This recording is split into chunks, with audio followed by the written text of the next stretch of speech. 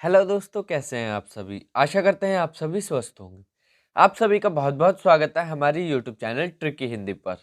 दोस्तों, आज के इस वीडियो में हम करने वाले हैं हिंदी के 10 प्रश्नों को जो पुराने पेपर्स में पूछे गए हैं। आज की वीडियो आप सभी के लिए बहुत इंपॉर्टेंट होने वाली है, तो वीडियो को अंत तक वॉच करना। बिना किसी समय को गवाए अपनी इस वीडियो को शुरू करते हैं और पहले प्रश्न की बात करते हैं। चैनल पर नए हो, चैनल को सब्सक्राइब कर लेना, वीडियो को लाइक कर देना। पहला प्रश्न हमें दिया गया है, श्री गणेश का विलोम शब्द है। पहला ऑप्शन हमें दिया गया है विनाश, दूसरा ऑप्शन हमें दिया गया इतिश्री, तीसरा ऑप्शन हमें दिया गया श्री राधा और चौथा ऑप्शन इनमें से कोई नहीं। तो श्री गणेश का विलोम शब्द क्या होता है, हमें पहले प्रश्न में पूछा गया है। तो यहाँ पर ऑप्शंस के हिसाब से उत्तर को बताना बहुत ही आसान हो जाएगा कि श्री गणेश का विलोम शब्द क्या होता है। किंतु जब आपसे यह प्रश्न पेपर में पूछा जाएगा तो आपके चारों ऑप्शंस एक जैसे दिए गए होंगे, उनको आपको समझने में कंफ्यूजन होगी। तो पहले प्रश्न के यदि हम सही उत्तर की बात करें तो श्री गणेश का विलोम शब्द विनाश भी नहीं होता है, श्री राधा भी नहीं होता है और ऑप्शन नंबर डी भी नहीं होगा।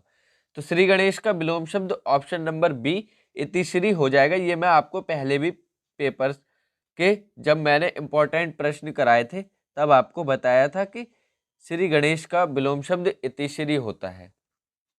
और एक शब्द मैंने कराया था कि अथ का विलोम क्या होता है।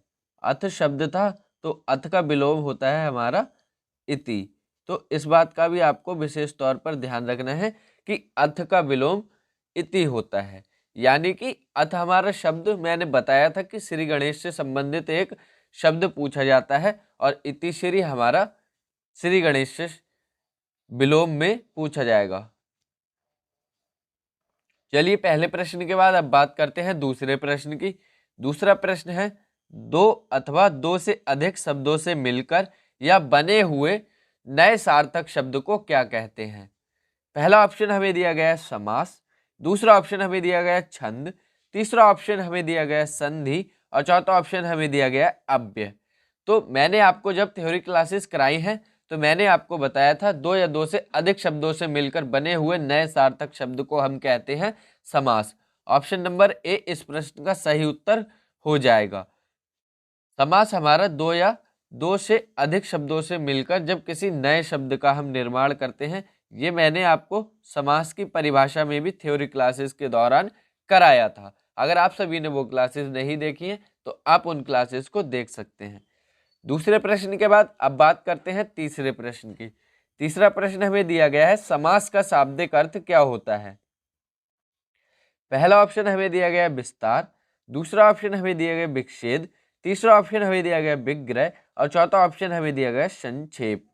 तो समास के शाब्दिक अर्थ की बात करें तो समास का शाब्दिक अर्थ जब मैंने थ्योरी क्लासेस कराई थी तो आप सभी को बताया था कि समास का शाब्दिक अर्थ होता है संक्षेप। किसी भी चीज को संक्षेप में लिखना हमारा समास के अंतर्गत आ जाता है। जैसे दो शब्दों को मिलाकर नया शब्द हम जब निर्माण करते हैं तो उसका जो अर्थ होता है वो संक्षेप में निकलता है। यही हमारा समास का शाब्दिक अर्थ होता है। तीसरा प्रश्न आप सभी को समझ में आ गया होगा। तीसरे प्रश्न के बाद बात करते हैं चौथे प्रश्न की। ऋजु का विलोम शब्द होगा। बहुत ही इंपॉर्टेंट प्रश्न है, यूपी टेट में और बहुत सारी पेपर्स में रिपीट हुआ है, इसीलिए स्टार क्वेश्चन है, पेपर में आपसे पूछा जा सकता है। ऋजु का विलोम क्या होता है। पहला ऑप्शन हमें दिया गया है त्रिभुज, दूसरा ऑप्शन हमें दिया गया है घेरा और चौथा ऑप्शन हमें दिया गया है गोला और चौथा ऑप्शन हमें दिया गया है वक्र। तीसरा ऑप्शन हमारा गोला था, वो मैंने गलत उच्चारण कर दिया था। ऋजु का विलोम क्या होता है। तो ऋजु का विलोम त्रिभुज भी नहीं होता है, घेरा भी नहीं होता है और ना ही गोला है होता है। ऋजु का विलोम हमेशा होता है वक्र। वक्र आपको ऑप्शन में जरूर देखने को मिलेगा जब भी ऋजु शब्द मिलेगा। तो ऑप्शन नंबर डी इस प्रश्न का सही उत्तर हो जाएगा। आपको ऑप्शन नंबर डी ही हमेशा देखना है और कोई ऑप्शन आपको नहीं देखना है। ऋजु का विलोम सदैव वक्र ही होगा और कोई इनमें से ऑप्शन नहीं हो सकता। इसके बाद बात करते हैं पांचवें प्रश्न की। पांचवा प्रश्न हमें दिया गया है, रमेश ने कहा कि मैं नेहा के गाल पर तमाचा मारूंगा इस वाक्य में कर्ता है। तो हमें एक वाक्य दिया गया है और उसमें हमसे कर्ता यानी कि सब्जेक्ट पूछा गया है जो कि करने वाला है। पहला ऑप्शन हमें दिया गया है तमाचा, दूसरा ऑप्शन हमें दिया गया है नेहा, तीसरा ऑप्शन हमें दिया गया है रमेश और चौथा ऑप्शन हमें दिया गया है गाल। तो बात करते हैं, रमेश ने कहा कि मैं नेहा के गाल पर तमाचा मारूंगा, यानी कि रमेश हमारा कार्य करने वाला है, रमेश हमारा कर्ता हो जाएगा। ऑप्शन नंबर सी इस प्रश्न का सही उत्तर हो जाएगा, रमेश। रमेश ही हमारा इस वाक्य में कर्ता हो जाएगा। अब पांचवें प्रश्न के बाद बात करते हैं हम छठे प्रश्न की। छठा प्रश्न हमें दिया गया है, किस कारक में से विभक्ति का प्रयोग साधन के अर्थ में होता है।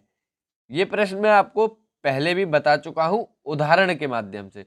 यहाँ पे हमसे सीधे सीधे पूछा गया है कि कौन सा कारक ऐसा होता है जिसमें से विभक्ति प्रयुक्त होती है और साधन के अर्थ में प्रयुक्त होती है।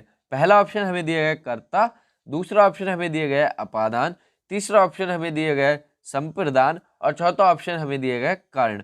तो बात करते हैं कर्ता, कर्ता कारक में हमारी विभक्ति होती है ने विभक्ति प्रयुक्त होती है। अपादान, अपादान कारक में हमारी से विभक्ति प्रयुक्त होती है। एक तो ये हमारा ऑप्शन नंबर हो जाएगा। संप्रदान, संप्रदान में के लिए विभक्ति प्रयुक्त होती है और चौथा ऑप्शन है हमारा कर्ण कारक से विभक्ति। तो ऑप्शन नंबर बी और ऑप्शन नंबर डी, इन दो ऑप्शंस में से विभक्ति प्रयुक्त होती है। लेकिन अपादान में जो हमारी से विभक्ति प्रयुक्त होती है वो अलगाव यानी कि अलग होने के लिए प्रयुक्त होती है, और हमारी जो संप्रदान में के लिए प्रयुक्त होता है, लेकिन कर्ण कारक में जो हमारा से प्रयुक्त होता है वो साधन के लिए होता है।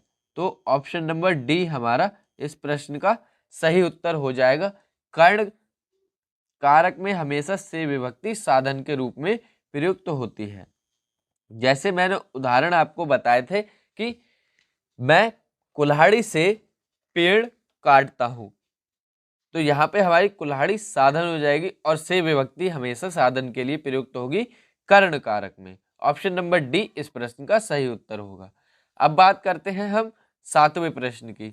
सातवां प्रश्न हमें दिया गया है, देवनागरी लिपि का विकास किस लिपि में हुआ है।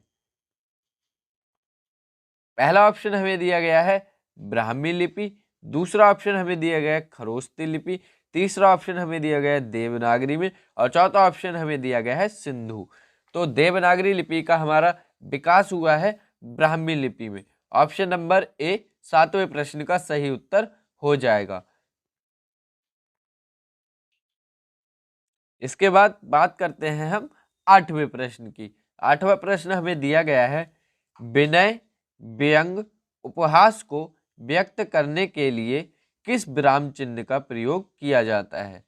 स्टार बनाइए प्रश्न पे, बहुत ही इंपॉर्टेंट प्रश्न आप सभी के लिए हो जाता है। पहला ऑप्शन हमें दिया गया प्रश्नवाचक, दूसरा ऑप्शन हमें दिया गया विस्मय, तीसरा ऑप्शन हमें दिया गया पूर्ण विराम और चौथा ऑप्शन हमें दिया गया अल्प विराम।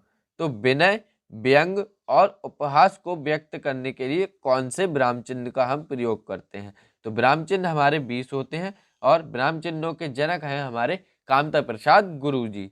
तो जो विनय होता है, व्यंग होता है और उपहास, इसको व्यक्त करने के लिए हम प्रयुक्त करते हैं विस्मयवाचक चिन्ह यानी कि एक्सक्लेमेटरी साइन का। तो ऑप्शन नंबर बी इस प्रश्न का सही उत्तर हो जाएगा और विस्मयवाचक चिन्ह हमारा इस प्रकार से होता है। आठवें प्रश्न के बाद अब बात करते हैं नौवें प्रश्न की। नौवां प्रश्न, दो विपरीतार्थक शब्दों के बीच किस चिन्ह का प्रयुक्त होता है। विपरीतार्थक शब्द यानी कि जो अलग अलग अर्थ दे। पहला ऑप्शन हमें दिया गया योजक चिन्ह, दूसरा ऑप्शन हमें दिया गया विस्मयादि चिन्ह, तीसरा ऑप्शन हमें दिया गया अल्प विराम और चौथा ऑप्शन हमें दिया गया अर्ध विराम। तो दो विपरीत अर्थक यानी कि जो विपरीत अर्थ देते हैं शब्द एक दूसरे के, उनके बीच में हम प्रयोग करते हैं योजक चिन्ह का। ऑप्शन नंबर ए इस प्रश्न का सही उत्तर हो जाएगा। योजक चिन्ह का प्रयोग हम करते हैं विपरीतार्थक शब्दों के बीच में। जैसे हम लिखते हैं माता और बीच में योजक चिन्ह लगाते हैं और फिर लिखते हैं हम पिता। तो ये हमारे दो विपरीत अर्थ देते हैं और इनके बीच में हमने प्रयुक्त किया योजक चिन्ह। तो हमारा ऑप्शन नंबर ए इस प्रश्न का सही उत्तर हो जाएगा। 9वें प्रश्न के बाद अब बात करते हैं हम आज की वीडियो के अंतिम प्रश्न, जो कि है हमारा 10वां प्रश्न। विशेष रूप से जो भावों को प्रकट कहते हैं उन्हें क्या कहते हैं? पहला ऑप्शन हमें दिया गया अनुभाव, दूसरा ऑप्शन हमें दिया गया स्थायी भाव, तीसरा ऑप्शन हमें दिया गया विभाव और चौथा ऑप्शन हमें दिया गया संचारी भाव। तो जो विशेष रूप से भावों को प्रकट करते हैं वो होते हैं हमारे स्थायी भाव। ऑप्शन नंबर बी इस प्रश्न का सही उत्तर हो जाएगा। स्थायी भावों की संख्या हमारी होती है 11। और बात करते हैं संचारी भाव। संचारी भाव की संख्या होती है हमारी 33। तो 10वें प्रश्न का सही उत्तर ऑप्शन नंबर बी हो जाएगा, स्थायी भाव। ये थे आज की हमारी वीडियो के 10 प्रश्न। वीडियो कैसी लगी कमेंट बॉक्स में जरूर बताना। वीडियो पसंद आई वीडियो को लाइक कर देना, अपने सभी दोस्तों में शेयर कर देना, चैनल को सब्सक्राइब करना ना भूलना। ऐसी ही वीडियोस को देखते रहना और नोटिफिकेशन बेल को ऑल पर प्रेस कर देना। अब तो आपको वीडियोस डेली की डेली मिल रही हैं। मिलेंगे बहुत ही जल्द अगली वीडियो में। Thank you for watching this video. पढ़ते रहिए दोस्तों। जय हिंद, वंदे मातरम, धन्यवाद।